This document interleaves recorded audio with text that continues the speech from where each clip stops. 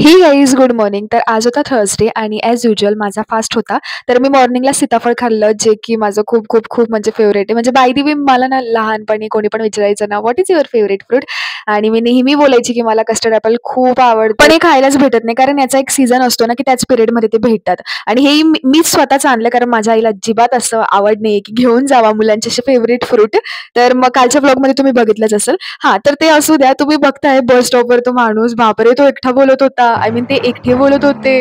Literally how can ही? आणि सगळे बघत होते त्यांना, म्हणजे ते हसत पण एकटेच होते. असो भाई. तर मी थोडंसं क्लिप घेतलेली आणि मज्जा आलेली मला. तर आजही पेपर होता. पेपर दिलेला. छान गेलेला पेपर आणि तिकडून येताना तुम्ही बघू शकता किती पाऊस, इतका पाऊस चालला होता की बास. आणि त्यावरून मी छत्री नव्हती आणली. मग मी माझ्या फ्रेंड्ससोबत शेअरिंग करत होती छत्री. त्यानंतर मग घरी आलेली आणि आज होता गुरुवार म्हणून मला केंद्रात जायचं होतं. माळ चढवायची होती स्वामी समर्थांना.